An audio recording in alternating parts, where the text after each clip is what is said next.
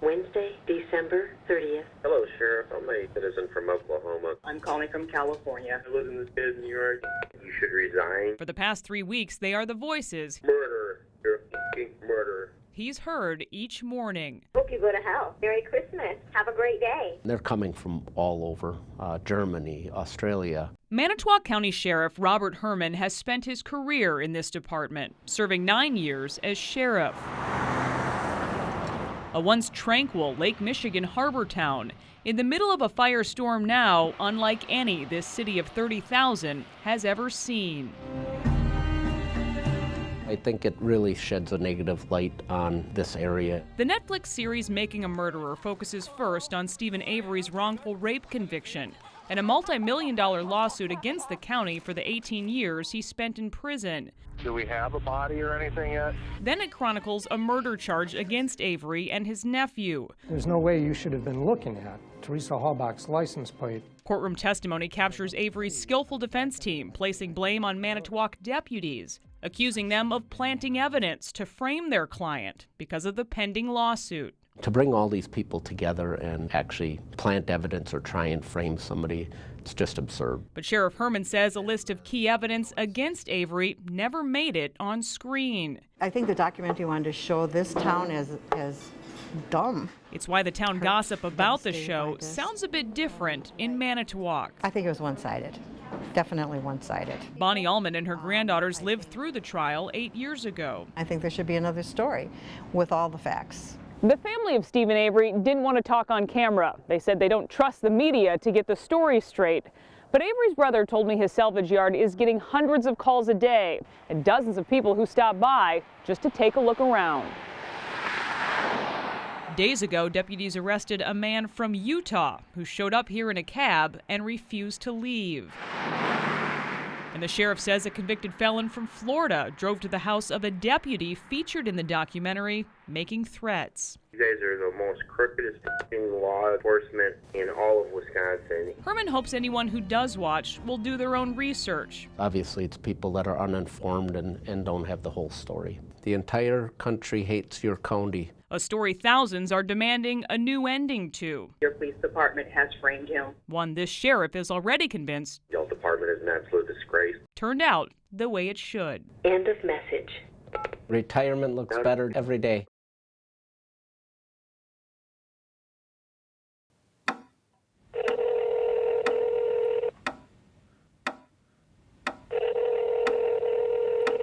That was 8 seconds. On average, it's how long citizens wait for someone to pick up their calls for help in Minneapolis this year.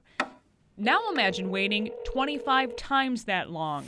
New documents obtained in a WCCO investigation show some callers waited 2, even 3 minutes just to get through. People are calling 911. It's an emergency. It's not to make reservations at a restaurant. These 4 would know. It's a demanding job. Between them, they have 75 years of experience as dispatchers and operators for Minneapolis 911. Code 3, police and fire shooting. For months, they've worried as they've watched callers wait, a problem they blame on low staffing levels during some shifts. When I started, we had anywhere from 5 to 7 operators on each shift, each day, each night, each evening. And now? 2, if I'm lucky.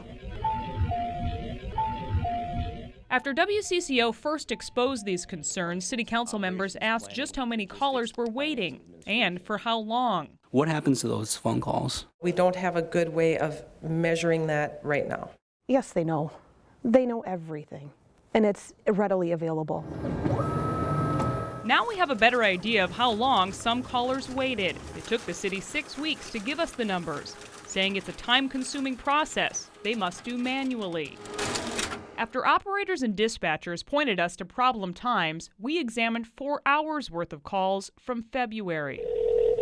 From 2:30 to 3:30 on a Sunday morning, we found 21 911 calls in Minneapolis took 30 seconds or more to answer.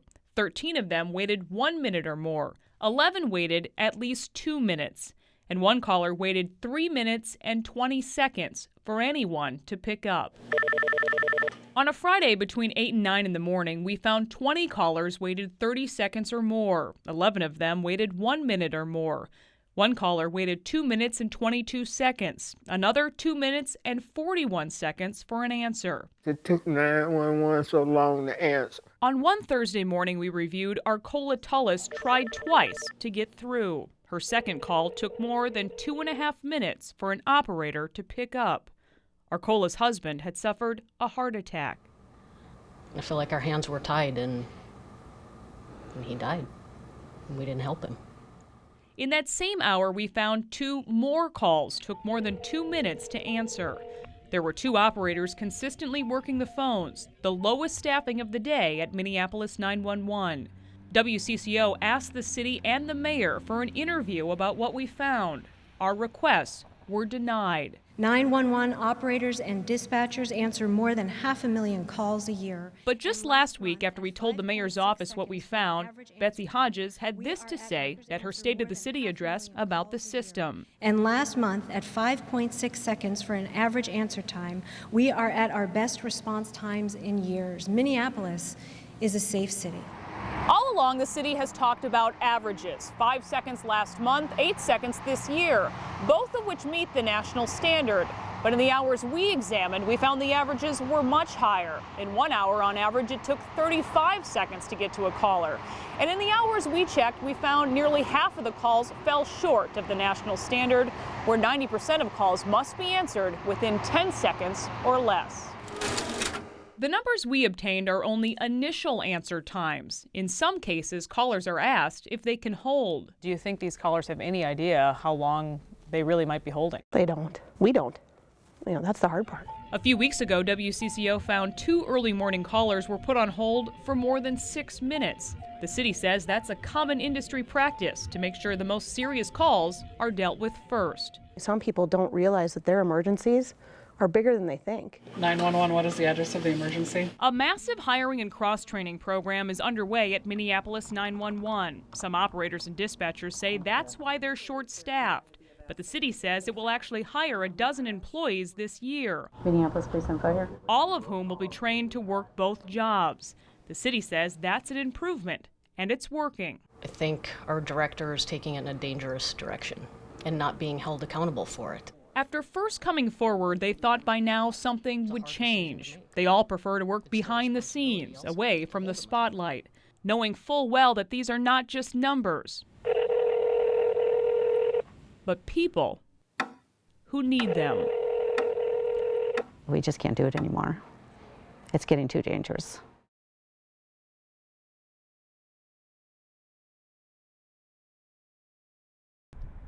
He's faced many things in his life, but this journey that we're on now is the toughest thing that he will have to face. His smarts are envied, his story exceptional. He was bright with a good sense of humor and very good looking. We first met Peg and Paul Quinn in January. She had a good sense of humor. What about the bright part? That sense of humor essential to their 50 years of marriage. Speaks for itself. Sometimes a little too much, but...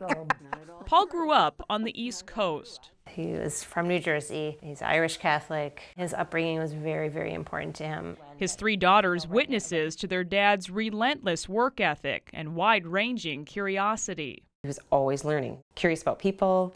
He's curious about trying new things. One of the smartest people I've ever met. There's no doubt about that. Paul graduated from Notre Dame, went to medical school at the University of Michigan, and became a family physician at Stillwater Medical Group. At the same time, he rose through the Navy ranks to the highest position of admiral. Life is good. Paul's past is especially important. How are you? When you get a glimpse of his future. Meadow, tree, palace. Great. Now tell me all the words that you can remember. Palace, gate.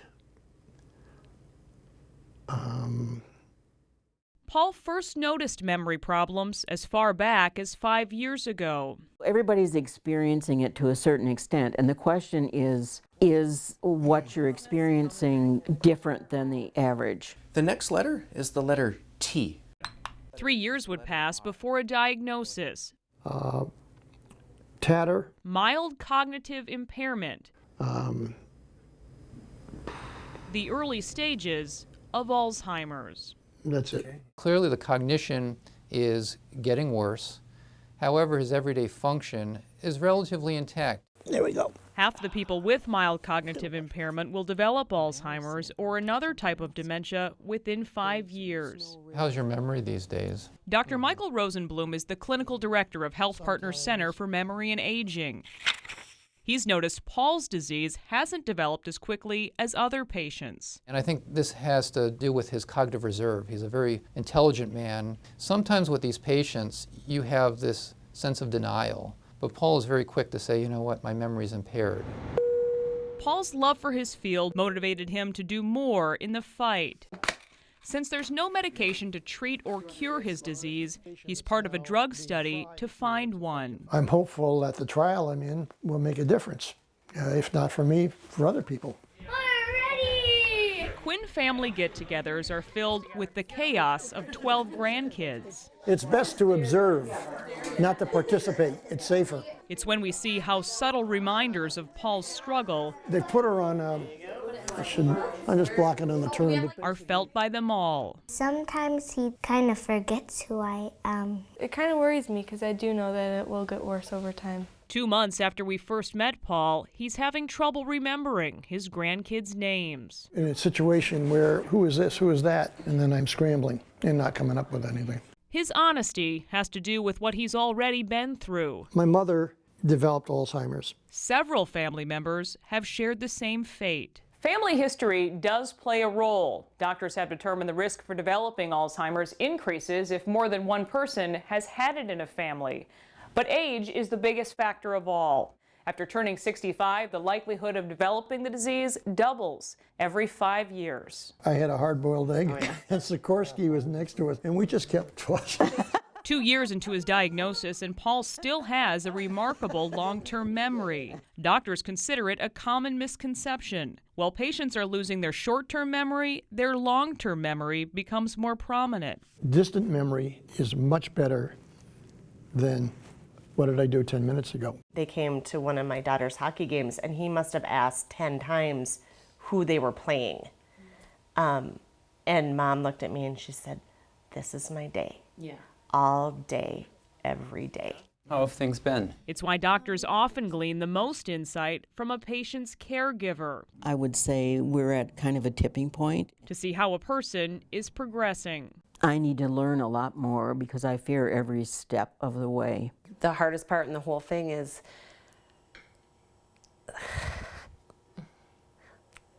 I think it's seeing her.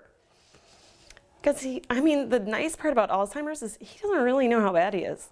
The Quinns want to share their story to remind others they are not in this alone. A candid approach to their new reality, clear in even the smallest of voices. I hope that it doesn't get really bad so that he starts forgetting us.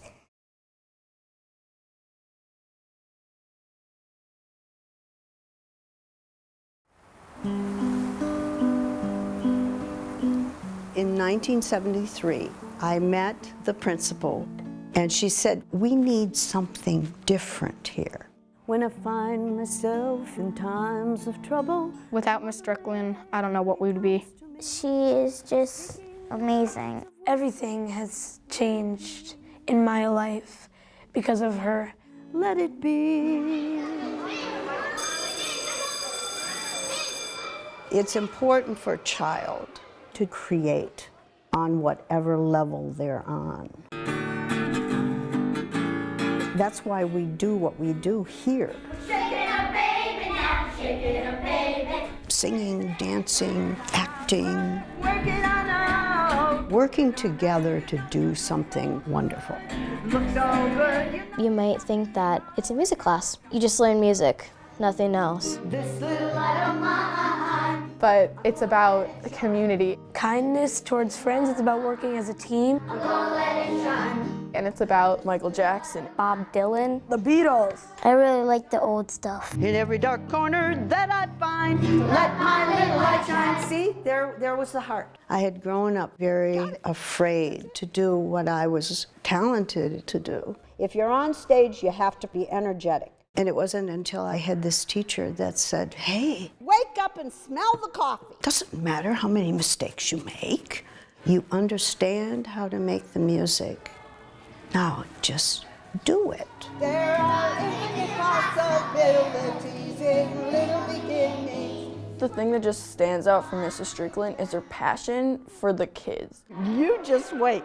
Oh, it's really cool. I'm not the kind of guy who likes being in front of big crowds. Don't worry.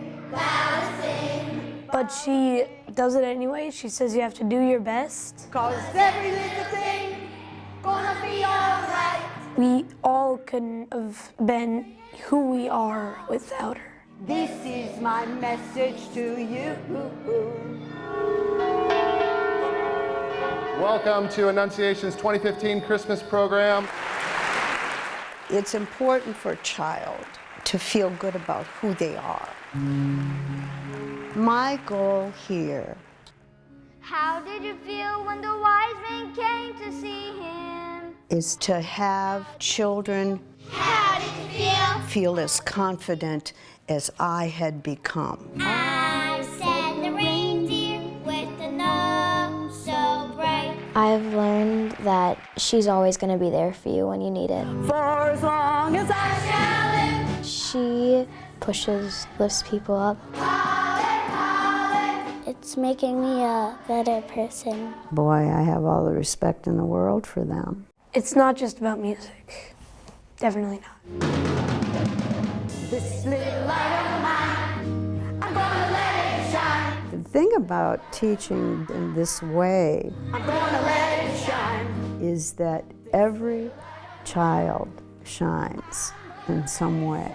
Every day, every way. That's the most rewarding part, is to see that.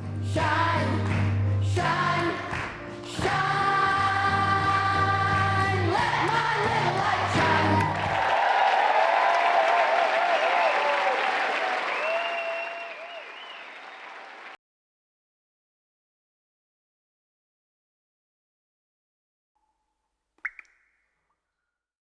It is beyond black and white, an ingredient that for decades has been dripping with questions. Here we go. She's always had a lot of energy. When it comes to the behavior of Kelly King's daughter, she is certain of the difference food dyes make. Doctors diagnosed Kendall with ADHD last year and put her on powerful drugs. It just didn't feel right to me. Kate, food's ready. A few months ago, the Kings heard about a possible connection between dyes and hyperactivity. Within weeks of removing them from her diet, Kendall didn't need the medication. We've had amazing results, and she's like a whole new child, and she's herself again. What I look at when I talk to the parents is what kind of food are you giving your kid?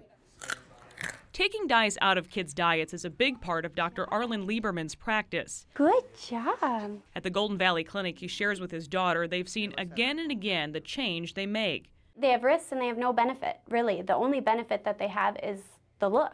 Food manufacturers in the U.S. can use 9 dyes in all. Red 40, Yellow 5, and Yellow 6 make up 90% of the market and cause the most concern. Yeah, there you go. Take a shopping trip and you'll see them everywhere, listed on a bright cereal box, even the more covert packaging of a pickle jar.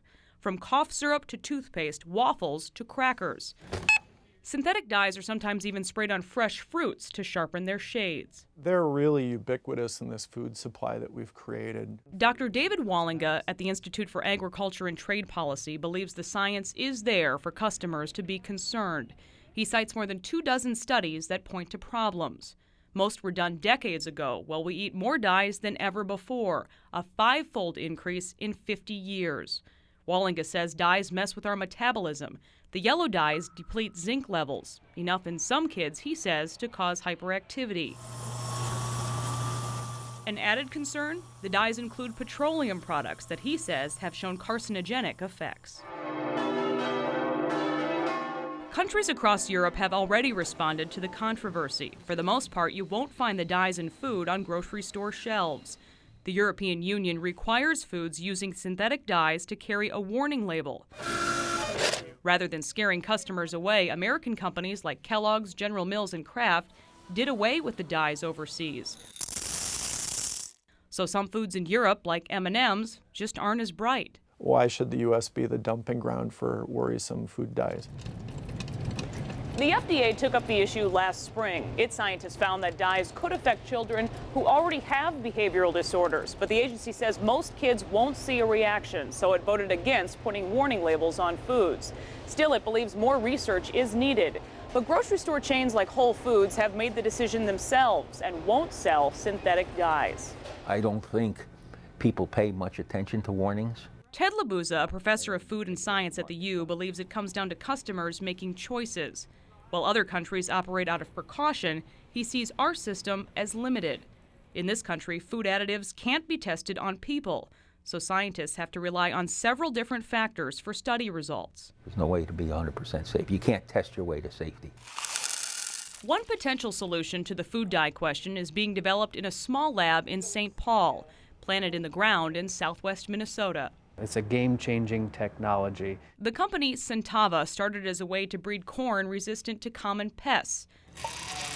But scientists found something much more powerful in their purple corn, a compound called anthocyanin with more antioxidants than blueberries. It's not just U.S., it's global. The research led to the realization of the corn's potential as a natural color. This one is made from red 40, and this one is made from our purple corn. You can barely tell the difference. Barely tell the difference. Natural food colors can be as much as 20 times more expensive to produce. The Hopkins School District decided it was worth the investment. It's taken dramatic steps to get dyes out of its schools. We don't need as much room in the freezer anymore now that we're doing our scratch cooking because we don't have all the frozen manufactured foods. Cooks are constantly checking labels for food dyes, and if they can't find a natural substitute, it won't be served.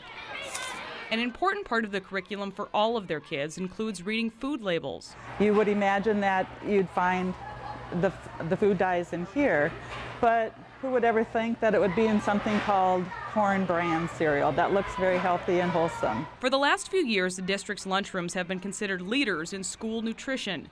After making many changes, teachers say they see fewer outbursts in class. If we're going to put a lot of synthetic and artificial stuff into it, our cells aren't going to have the energy they need to create a healthy body, a healthy brain. A school district that won't wait for the government to step in. If it were up to you, would you ban these dyes? Absolutely. I would ban these dyes in a moment. Along with doctors who believe it's time for a change. And take a bite of carrot. And a mother who says the difference is beyond a coincidence. Our house is just a much calmer place to be. Doing away with an ingredient where the one true shade is gray.